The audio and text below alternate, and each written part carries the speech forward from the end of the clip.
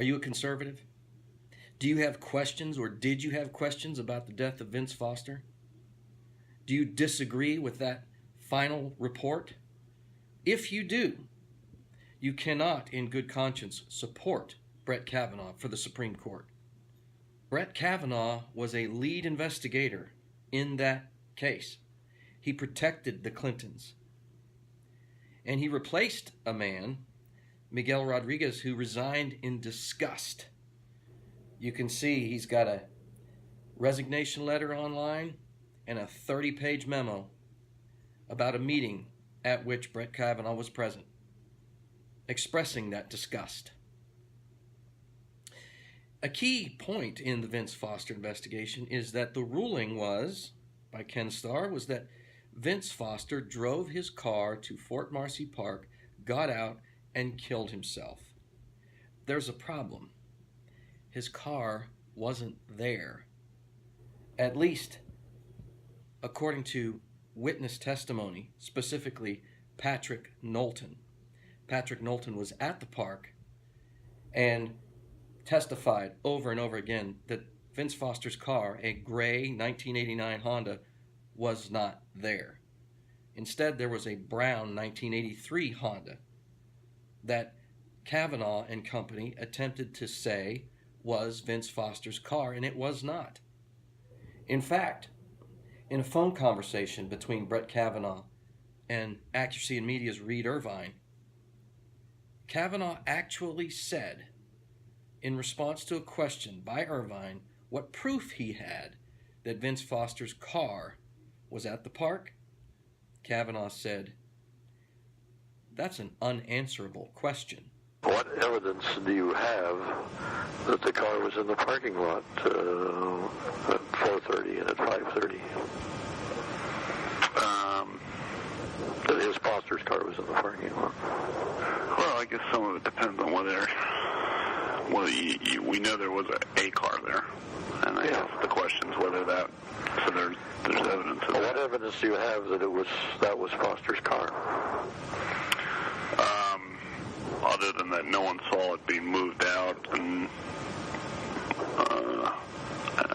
that it had Arkansas plates. I'd have to go back to the report again and give you a full answer on that. But I guess that's an unanswerable question. It's an unanswerable question. It's an unanswerable question. Something else about Knowlton. He was intimidated.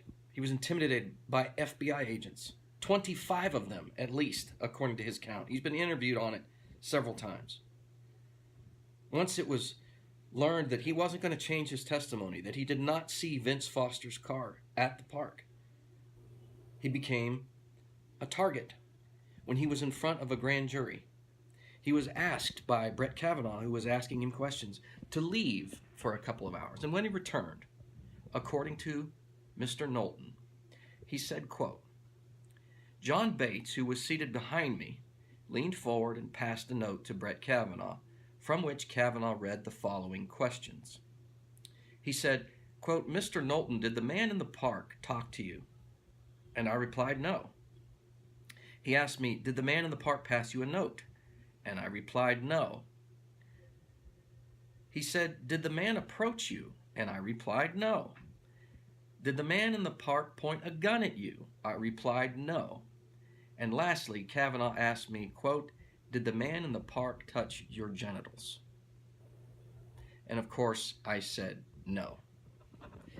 So Brett Kavanaugh attempted to smear the one witness that could adamantly attest that Vince Foster's car was not at the park. Now, you would think that it would be fairly easy to determine whether or not Vince Foster's car was at the site of his suicide. But it was not. In fact, if suicide didn't end a life of the person guilty of ending it was a crime, then Vince Foster would be on trial too for killing himself. But if the official version is that he drove his car to the park and then killed himself, is debunked by the fact that his car was not at the park. It would need to be beyond a reasonable doubt that he killed himself. So the proof is, evidence is, he did not. But even if you buy the official story that he did go to the park and kill himself, the problem is